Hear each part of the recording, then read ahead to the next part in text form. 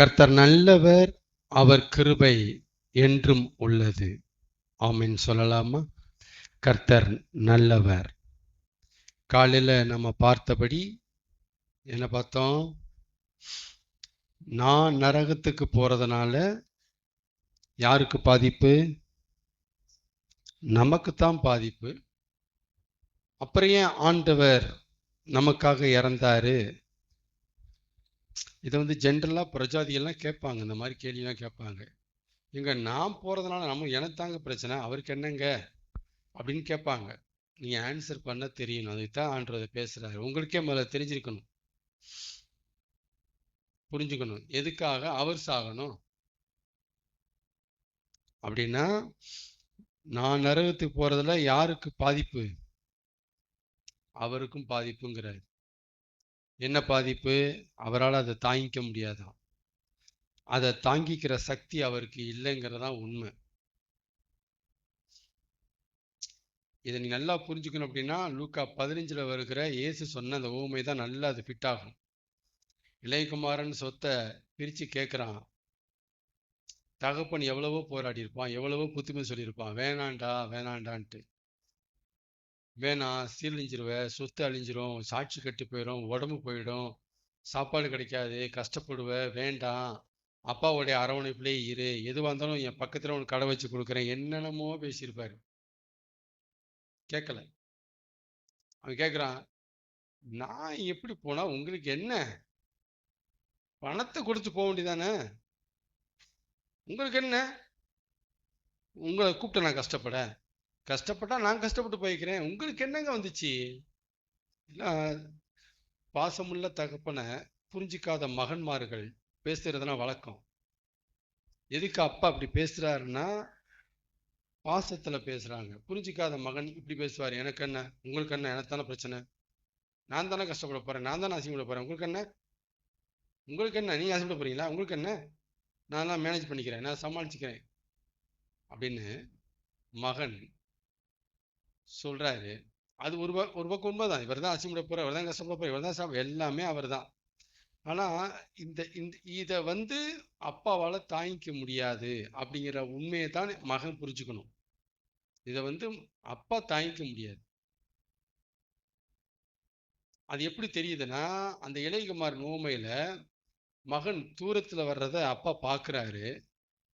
பார்த்த உடனேயுமே எல்லாத்தையும் விட்டுட்டு அவன் ஓடி வரதுக்கு முன்னாடி இவர் ஓடுறாரு. இப்ப என்ன புரியுது? இதுல என்ன புரியுது? அவன் கேட்ல நின்று தட்டினா, அப்பா கொஞ்சம் வெயிட் பண்ண சொன்னாரு. இப்படியா இருந்துச்சு? தூரத்திலே கண்டு ஓடுறாரு. அப்பா விழுந்து ஓடுறாரு. ஓடுனவனு கட்டி பிடிக்கிறாரு. அவனை பார்க்குறாரு, சாப்பாடு இல்லை. அவனை பார்க்குறாரு, முகம் வாடி கிடக்கு. அவனை பார்க்குறாரு, கந்தையான ட்ரெஸ்ஸு, அழுக்கான ட்ரெஸ்ஸு, வாசனை, கெட்ட வாசனை வருது. பிடிக்கலையாப்பா? அப்படியே அந்த அன்பை, அதான் அன்பு. இவர் ஓடுறாரு, இவர் போய் எல்லாத்தையும் சென்ஸ் பண்ணி ட்ரெஸ்ஸை மாத்துறா. டே எல்லாம் கொடுங்கடா, சாப்பாடு ரெடி பண்ணு, இதான் இதான். இப்ப புரியுதா? அப்ப ஒரு அப்பா மகனை எவ்வளவு வேணான்னு தடுத்திருக்கணும்.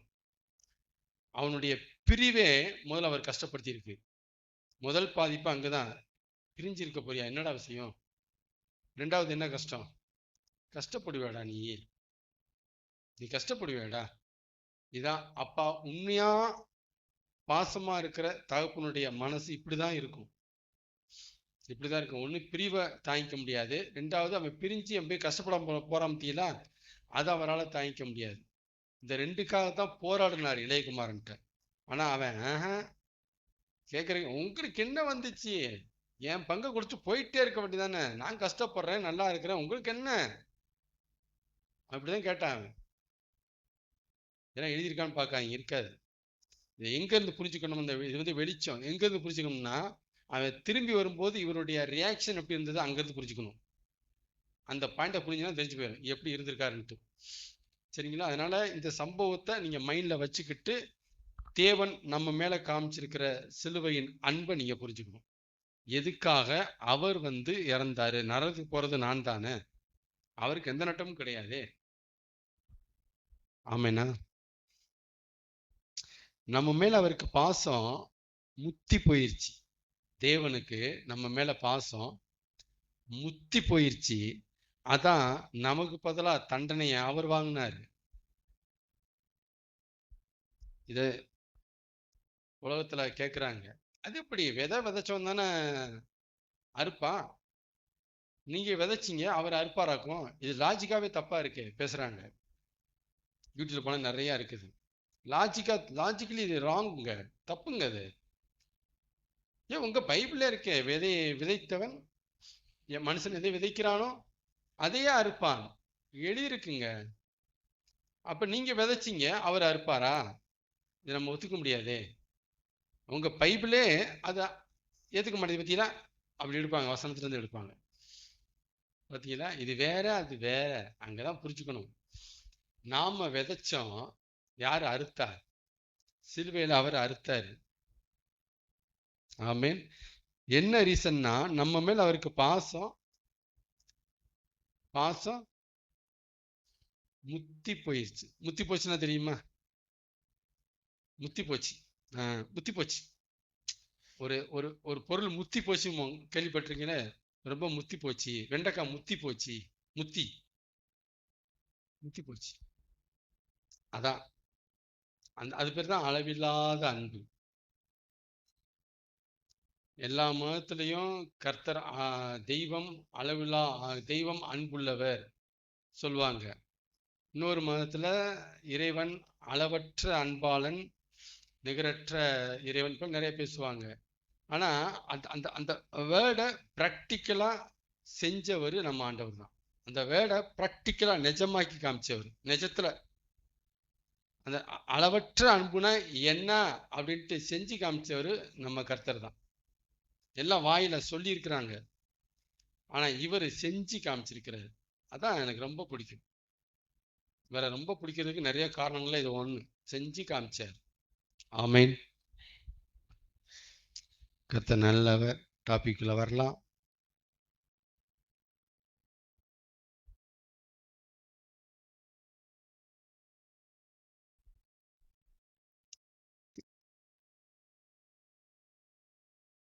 இனிமேதான் நமக்காக ஒன்ன செய்ய இருக்கிறாரு. நம்முடைய ஆண்டவர், நம்மை படைத்தவர், நம்முடைய தேவன் இனிமேதான் நமக்காக ஒன்ன செய்ய இருக்கிறாரு. என்ன செய்யல, இனிமேதான் நமக்காக ஒன்ன செய்ய இருக்கிறாரு. அதனால ஒழுங்கா இருங்க, இல்லாட்டெல்லாம் செய்யாம போயிடுவாரு அப்படின்னு சிலர் சொல்லுகிறார்கள். கேள்விப்பட்டிருக்கீங்களா? நமக்காக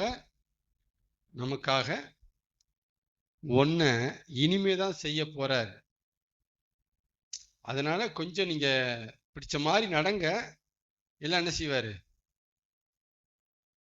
போயிடுவாரு, செய்யாம போயிடுவாரு, விட்டுருவாரு, செய்யாம விட்டுற மாட்டாரு. பாருங்க, உங்களுக்கு ஒரு வீடு வாங்கி தர போறாரு, ஒழுங்கா இருங்க, இல்லைன்னா வாங்கி தர மாட்டாரு. இங்க பாருங்க, ஒரு நல்ல ஒரு வருமானம் தர போறாரு, ஒழுங்கா இருங்க, இல்லைன்னா தராம போயிடுவாரு.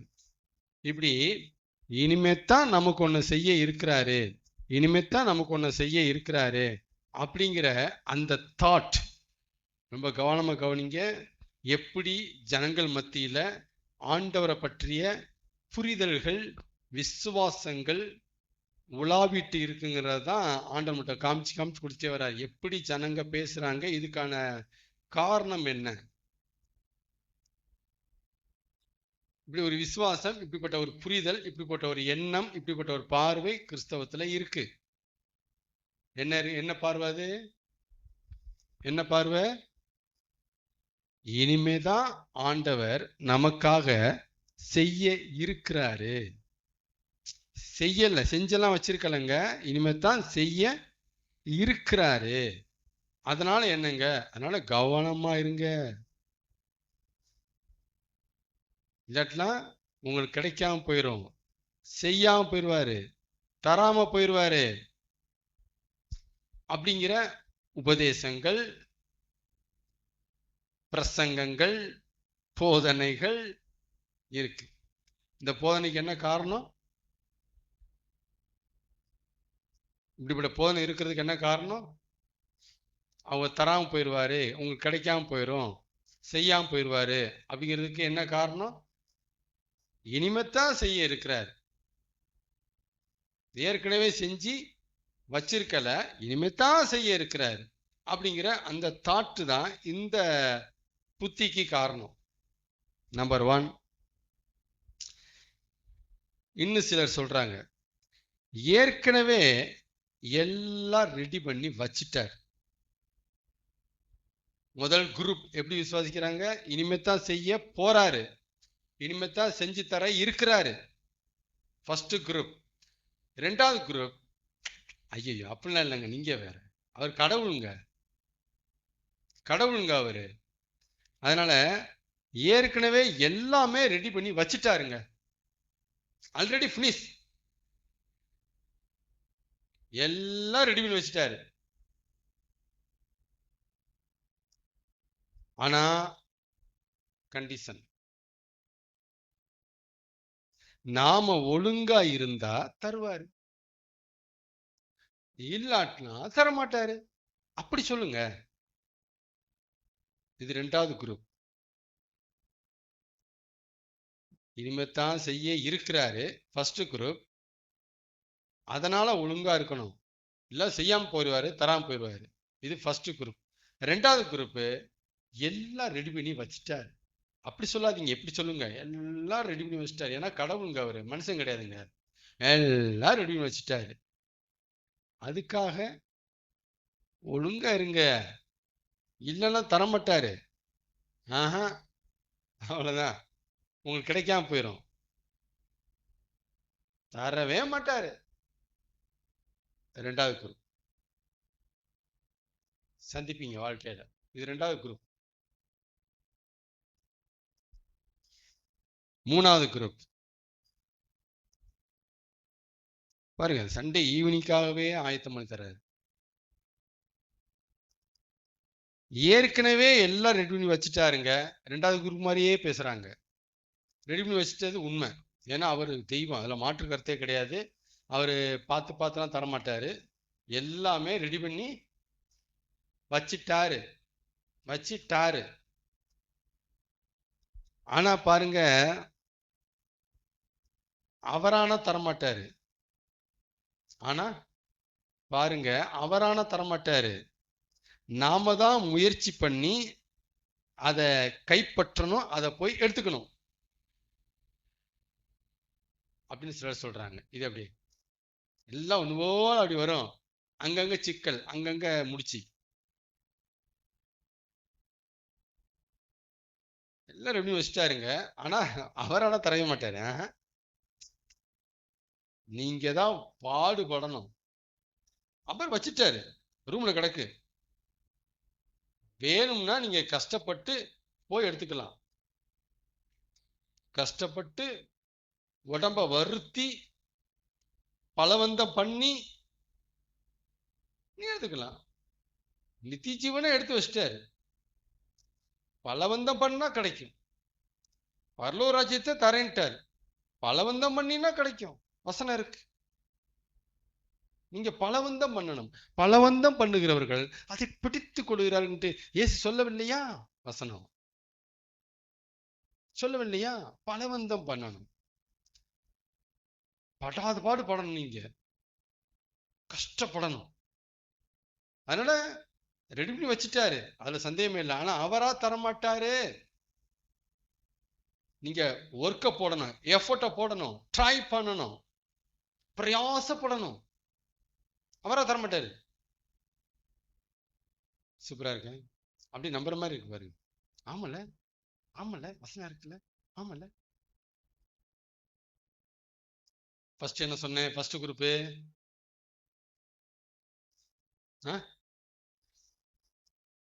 இனிமேதான் ரெடி பண்ண இருக்கிறாரு, அதனால ஒழுங்கா இருங்க, இல்லைன்னா இப்பதான் போயிட்டு இருக்கிறாரு கரெக்டா, நீங்க ஒழுங்கா இருந்தீங்கன்னா அடி வாங்கி கொடுத்துருவாரு, இல்ல அப்படின்னா அப்படியே வண்டி எடுத்துட்டு போயிட்டே இருப்பாரு. இது எப்படி? இது ஃபர்ஸ்ட் குரூப். ரெண்டாவது குரூப், அவர் ரெடி பண்ணி வச்சிட்டாரு. நீங்க ஒழுங்கா இருந்தீங்கன்னா தருவாரு, சேட்டை பண்ணீங்கன்னா போயிட்டே இருப்பாரு. அவ்வளவுதான். சோத்தை தூக்கி வெளியே கொட்டிடுவாரு. உங்கள்தான் ஆக்கி வச்சிருந்தாரு. ஒழுங்கா இருந்தா தட்டுல சோற வைப்பாரு, இல்லைன்னா தூக்கி கொட்டிட்டு போயிட்டே இருப்பாரு. இது 2வது குரூப். சோறெல்லாம் ஆக்கி வச்சிட்டாருங்க, உங்களுக்காக தான் சாப்பாடு வாங்க ஹோட்டல் போயிருக்கிறாரு. ஒழுங்கா இருந்தீங்கன்னா வாங்கிட்டு வருவாரு, இல்லைன்னா பட்னி தான் உங்களுக்கு போயிட்டே இருக்கும். இது ஃபர்ஸ்ட் குரூப். 2வது குரூப் அதெல்லாம் வாங்கி வச்சிட்டாருங்க, வாங்கி வச்சிட்டாரு, அப்புறம் என்ன, ஒழுங்கா இருந்தீங்கன்னா வைப்பார் தட்டுல, எல்லாம் தூக்கி வெளியே கூட்டிட்டு போயிட்டு நாய் கூட்டிட்டு போயிட்டே இருப்பாரு. இது 2வது குரூப். இருக்கிறாங்க, இதை கேட்கறவங்களுக்கு புரியும், இருக்கிறாங்க அப்படி. 2வது குரூப். 3வது குரூப், செஞ்சு வச்சிட்டாரு, ஆக்கி வச்சிட்டாரு, எடுத்து திங்க வேண்டியதானா, எடுத்து திங்கணும். நீங்க போய் உரிச்சா ஊட்டி விடுவாங்க, போய் தட்டை எடுத்துட்டு எல்லாம் பண்ணு பிரதர், முயற்சி பண்ணு பிரதர், பலவந்தம் பண்ணு பிரதர், பிரயாசம் பண்ணு பிரதர், ரட்சிப்பு நிறைவேற பிரயாசப்படுங்கள்ட்டு பைபிள் சொல்லுது பிரதர், பவுல் சொல்லியிருக்காரு பிரதர். நீங்க தான் ரிஸ்க் எடுக்கணும். சுட சுட சோத்து பானையில சோறு இருக்கு, ரிஸ்க் எடுக்கணும். பசி இருந்தா போங்க, இல்லைன்னா போயிட்டே இருங்க. உங்களுக்கு தேவை ஆக்கி வச்சாச்சு, உங்களுக்குலாம் பசி வேணும். இது 3வது. நல்லா இருக்கா? எல்லாமே அப்படியே லாஜிக்கா இருக்கும். ஆமல ஆமல ஆமலங்க. 4வது ஒரு குரூப் இருக்கு. 4th குரூப் ஏற்கனவே எல்லாம் ரெடி பண்ணி வச்சுட்டாருங்க. இவங்களும் அதான் சொல்றாங்க, அந்தந்த காலத்துல அது அது தானா நமக்கு கிடைக்குங்க, மிஸ் ஆக்கவே ஆகாதுங்க. பிரதர் நீங்க சொல்றது வசனத்துக்கு புறம்பா இருக்கே, முரண்பாடா இருக்கே, இருக்கத்தான் செய்யும். இது 4வது குரூப். 4வது குரூப் என்ன சொல்லுது? ரொம்ப சென்சிட்டிவான ஏரியா, ரொம்ப சென்சிட்டிவ், எல்லாம் ரெடி பண்ணி வச்சிட்டாருங்கிறது உண்மை. அதினதின் காலத்துல அது தானா நமக்கு நடக்கும், கிடைக்கும்.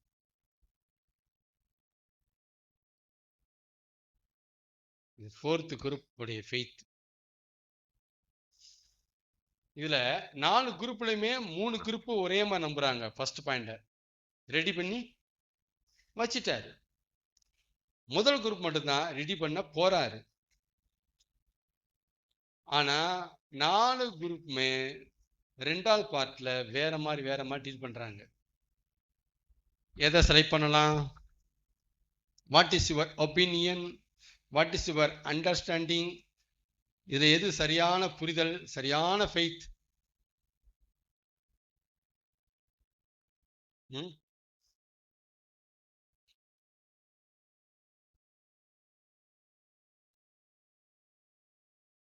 நமக்கு எல்லாம் ரெடி பண்ணி வச்சிட்டாரு,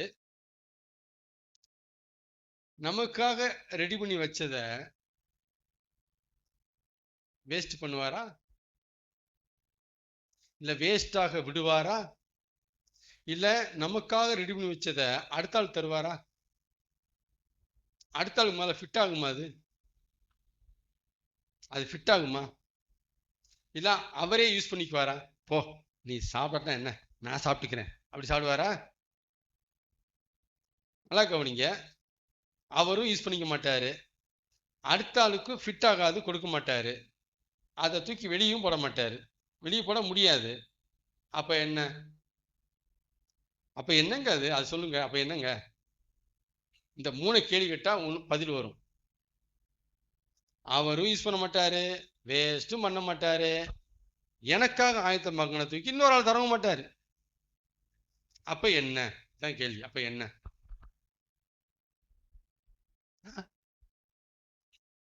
எவனுக்கு ஆயத்தம் பண்ணாரோ அத அவனுக்கு அவர் தந்துதான் ஆகணும். நம்பர் 1. எவனுக்காக அது ஆயத்தமாக்கப்பட்டதோ அவன் அத கைப்பற்றி ஆகணும். 2 தலையெழுத்தை புரிஞ்சுக்கணும். இந்த பாயிண்ட்டுக்கு வரணும்னா நான் சொன்ன அந்த பாயிண்ட்ல புரிஞ்சுக்கணும். வேஸ்ட் பண்ணுவாரா, இல்லை அடுத்த தூக்கி தந்துடுவாரா, தூக்கி வெளியே கூட்டிடுவாரா? அப்ப எனக்காக என்னை வேல்யூ பண்ணி அவர் எனக்காக ரெடி பண்ணி வச்சது அவ்வளவு சீப்பா?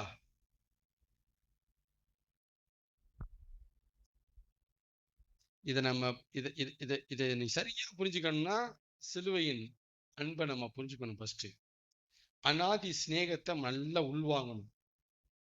தேவனுடைய அன்பை கிரகிக்கணும். நல்லா உறிஞ்சி உள்ள போகணும். நமக்கு அதெல்லாம் போகாதனாலதான் அவரை வேற மாதிரி பேசுறோம். நம்ம அன்பை புரிஞ்சுட்டீங்கன்னா நான் சொல்ற மாதிரி பேசுவீங்க. நம்ம மேல வச்ச அன்பு நம்ம மேல வச்ச அன்பு தான் நமக்காக ஒண்ணு ஆயத்தம் பண்ண வச்சுச்சு. அப்ப நம்ம மேல வச்ச அன்பு அதை ரிசீவ் பண்ணாம விடாம எப்படி பண்ணும்?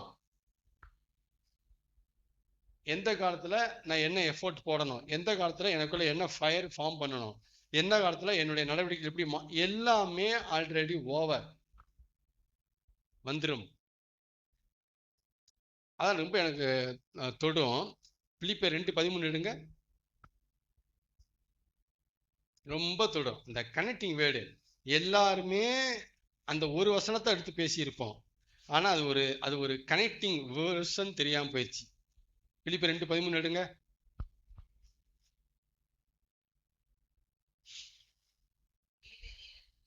இல்ல 2:13 2:12 வாசிங்க.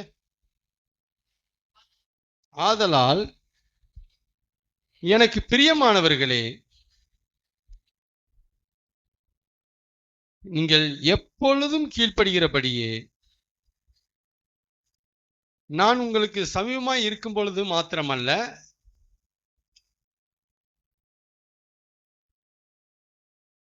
நான் தூரமாய் இருக்கிற இப்பொழுதும் அதிக பயத்தோடும் நடுக்கத்தோடும்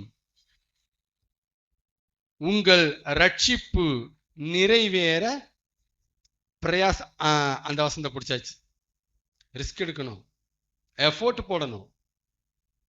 நைட்ல தூக்கக்கூடாது, சாப்பிடக்கூடாது 40 நாள்.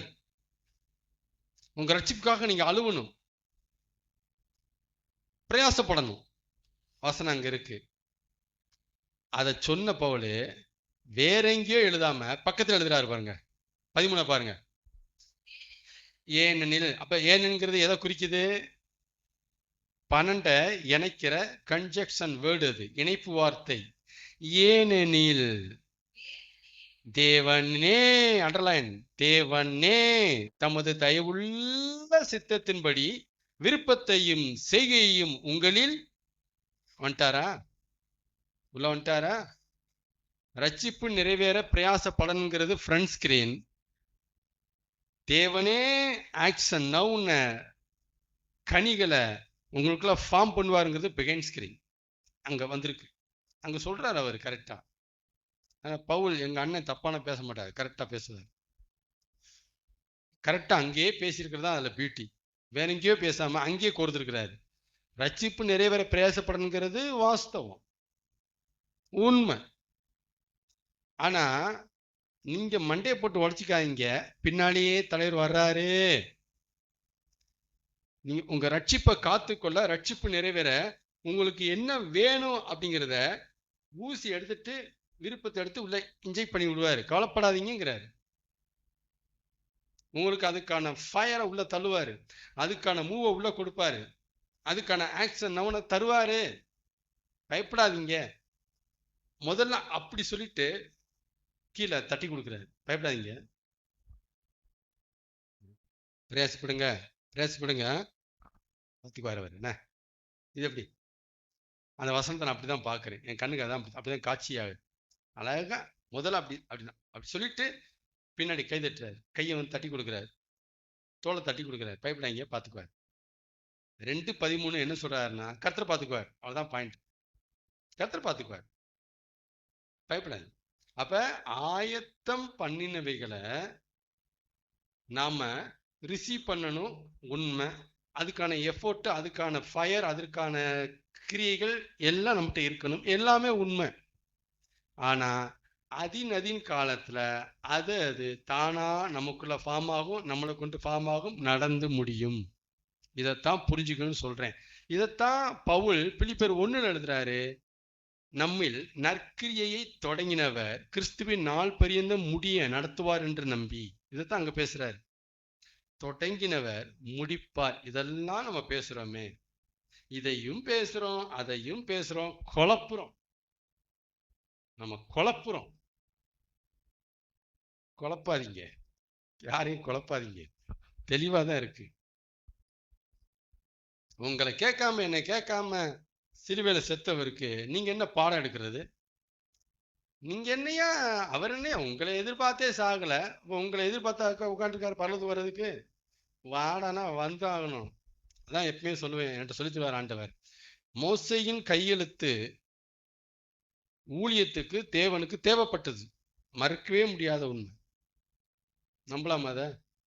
மோசேயினுடைய சைன் இஸ்ரவேலர்களை தேவன் மீட்க துடிக்கிறாரு. அதுக்கு மோசையுடைய கையெழுத்து கர்த்தருக்கு தேவைப்படுது. கையெழுத்து சரி, ஓகே, போயிட்டு வாண்ணா, கணப்பா, கையெழுத்து போட முடியாது. கையெழுத்து போறான். கையெழுத்து இல்லாம எப்படா அந்த மூலியத்தை பண்றது? அப்ப தேவன் யாத்ராகம் 3ல மோசையின் கையெழுத்தை எதிர்பார்க்கிறார். நீ கையெழுத்து போடுறா, அந்த ஜாப் ஸ்டார்ட் பண்ணணும்டான்னு எதிர்பார்க்கிறார். இவர் புளூ சைன் போடுறதுக்கு மோசே ரொம்ப தான் பில்டப் பண்ணிட்டு இருக்கிறார். யாரையாவது அனுப்புங்க. அப்ப நான் என்ன புரிஞ்சுக்கிட்டேன், மோசேயின் கையெழுத்து ஊழியத்துக்கு தேவைப்பட்டது கர்த்தருக்கு. ஆனா அவன் கையெழுத்து போடுறதுக்கு கர்த்தர் அவனை எதிர்பார்க்கல. புரிஞ்சா? கையெழுத்தை எதிர்பார்த்தார், ஆனா கையெழுத்த போடுறதுக்கு அவர் அவனை எதிர்பார்த்து உட்கார்ந்து இருக்கல. போடுற விட்டானா போடுற. இதான் நம்மளை எந்த பாட்டுல எதிர்பார்க்கிறாரு, எந்த பாட்டுல எதிர்பார்க்கணுங்கிறத பிரிச்சு புரிஞ்சுக்கணும். பிரிக்கணும். ஃபர்ஸ்ட் நம்ம கையெழுத்து எதிர்பார்த்தாரு, ஆனா கையெழுத்து போடுறதுக்கு நம்மளை எதிர்பார்க்கவே இல்லை. அதே மாதிரிதான் யோனாக்கும். நினிவே மக்களை ரட்சிக்கண்டா, கையெழுத்து போடுறா, கையெழுத்து போடுன, பேப்பர் நீட்டாரு, முடியாது, நான் தரிசிச்சு போறேன். ஜவாரு, உன் கையெழுத்து எனக்கு வேணுங்கிறது உண்மைதான், ஆனா அதுக்கு நான் ஒன்னு எதிர்பார்த்துருக்கல. போட வைக்கிறானே பாரு, நீ போடாங்கிற வச்சாரா? இதான். இதை எப்படி புரிஞ்சுக்கிட்டீங்களோ அதே மாதிரிதான் நம்ம பரலோகத்துக்கு போறதுக்கு அதற்கான கிரியைகள், அதற்கான காரியங்கள் நாம செய்யணும். நாம தான் செய்யணும். அதை செய்யறதுக்கு அவர் நம்மளை எதிர்பார்த்து உட்காந்துருக்கணும்னு சொல்ல வரேன். அங்கதான் சொல்ல வரேன் நான். நீங்க எதுவுமே செய்ய வேணாம் பிரதர், அப்படியே அமைதியா கையை கட்டி உட்காந்துருங்க, பொத்துன்னு அதுவா விழுவும் நான் சொல்லலை. நான் அப்படிலாம் சொல்ல வரல, தப்பா புரிஞ்சுக்க கூடாது. நான் தான் பிரயாசப்படணும், நான் தான் ஆத்மாட்ட எல்லாமே நான் தான் செய்யணும். ஊழியம் எப்படி பிரதர் வளரும்? நான் தான் பேசணும், நான் தான் சந்திக்கணும், ஆடுகளை நான் தான் சந்தேகமே இல்லை. இதுக்கு நான் என்னை அவர் எதிர்பார்த்துட்டு இருக்கிறேங்கிறதா சொல்ல வரேன் நான். அந்தந்த காலத்துல அந்தந்த ஃபயர் பொருத்தி வச்சிருவாரு. பட்டு நடக்கும். இந்த பாட்டை புரிஞ்சுக்கிட்டீங்கன்னா கிளியர். அந்த முதல் பாட்டு தெளிவா புரிஞ்சுக்கிட்டோம். நம்ம பிரயாசப்படன் பிரதர் 2:12 பிலிப்பியர், பிரயாசப்படன் பிரதர் எல்லாமே ஓகே. பரலோ ராஜ்யம் பலவந்தம் பண்ணப்படுகிறவர்கள் பிடித்துக் கொள்கிறார்கள், உண்மை. அதான் 2:12 நான் சொல்ல வருது. பிலிப்பியர் 2:12 அதான். பரலோ ராஜ்யம் யோவான் ஸ்நானம் காலம் முதல் இதுவரைக்கும் பரலோ ராஜ்யம் பலவந்தம் பண்ணப்படுகிறது, பலவந்தம் பண்ணுகிறவர்கள் அதை பிடித்து, உண்மை. 2:12 அந்த பலவந்தம் பண்ணி பிடிக்கணும் அப்படின்னா அதற்கான மூவை 2:13 கொடுத்துருவாருங்கிறேன் நான். இப்படித்தான் அது கிடைக்கணும்னா அதுக்கானதை தருவார். நம்புங்க. நெருப்ப வச்சாதான் ராக்கெட் பறக்கும்னா நெருப்ப வைக்க வருவார், நம்புங்க. இதைத்தான் சொல்ல வரேன் நான். இல்ல அதுவா ஃபயர் ஆகி அதுவா பறக்கும் அப்படி சொல்ல வரல. ராக்கெட்டு மேல பறக்குங்கிறது, ராக்கெட் தான் பறக்கணும். நானா பறக்க முடியும்? ராக்கெட் தான் பறக்கணும். ஆனா பறக்கிறதுக்கு என்ன தேவை? கையோட வந்து பத்தி வச்சு விடுவாரு, அது பறக்கும். ஆமாண்ணா. கர்த்தர் நல்லவர். அதனால ரெண்டையும் பிரிச்சு புரிஞ்சுக்குங்க. அப்ப நீங்க 4வது பாயிண்ட நான் செலக்ட் பண்ணியிருக்கிறேன். இதை எல்லாத்தையும் புரிஞ்சுக்கிட்டு அதை செலக்ட் பண்ணியிருக்கிறேன். அப்படி புரிஞ்சுக்கணும். ஒண்ணுமே செய்ய வேணாம்னு சொல்றா பிரதர், அப்படியே கரெக்டா விழுந்துருமாமே, அப்படி புரிஞ்சுக்க கூடாது. இதை புரிஞ்சுக்கிட்டு அதை புரிஞ்சுக்கணும். 4வது பாயிண்ட செலக்ட் பண்ணும்போது, டிக் பண்ணும்போது இப்படிலாம் புரிஞ்சுக்கிட்டு டிக் பண்ணணும். அதினதின் காலத்துல நேர்த்தியா, தானா, அதுவா, ஆட்டோமேட்டிக்கா சட்டு புட்டுன்னு நடக்கும். ஆயத்தம் பண்ணது வேஸ்ட் ஆகாது. அவரும் யூஸ் பண்ண மாட்டாரு, அடுத்தவனும் யூஸ் பண்ண முடியாது, ஃபிட் ஆகாது. எனக்காக செஞ்சு தச்ச சட்டை அவரும் போட்டுக்க மாட்டாரு, தூக்கி குப்பையில போட மாட்டாரு, இன்னொரு ஆளுக்கு தர மாட்டாரு, எனக்கு தான் போட்டாகணும். அப்ப என்ன செய்யணும்? வச்சு வணங்கி வாடா போடுறாங்க போடுறாங்கிற. ஆமே, நம்புறீங்களா?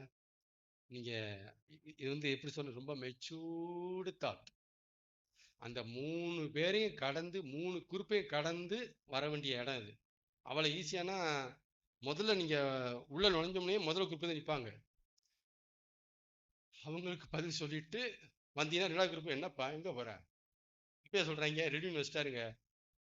அப்பாடி, நான் சண்டை போடுறேங்க அவங்களோட. ரெடியூன் வச்சிட்டாரு. ஆனா என்னது ஆனா சொல்றீங்க, நீங்க ஒழுங்கா தான் தருவீங்க, தருவார்ல போயிடுவார். என்ன எப்படி சொல்றீங்க? இவங்களை சமாளிச்சுட்டு வரணும். விட்டு விட்டுன்னு ஓடி வந்தா 3வது குரூப். இல்லை அப்படிலாம் இல்லை, ரெடியூன் வச்சிட்டாரு, நீங்க எஃபர்ட் போடணும். நைட்ல தூங்கக்கூடாது, வாரத்துல 3 நாள் சாப்பிடக்கூடாது. இங்க லோ லோ லோ அலையணும் ஆத்துமாக்காக. அப்படித்தான் ஊழிய வளர்ற சபை வளரும். இது ஐயோ, ரொம்ப பாடானா, எங்கிட்டு போனாலும் ரொம்ப பேர்டனா இருக்கே. இவங்கெல்லாம் தப்பிச்சு இவங்களை முடிச்சு 4வது குரூப்புக்கு வரணும். வந்ததுனால தான் பேசுறேன். எவ்வளவு எவ்வளவு எனக்கு போதிக்கப்பட்டிருப்பேன், எவ்வளவு குடைச்சல் உள்ள வந்திருக்கும், ஒவ்வொரு குடைச்சலுக்கும் எவ்வளவு வெளிச்சம் ரிலீஸ் ஆகி ஆஃப் பண்ணி விட்டுருக்கோம்.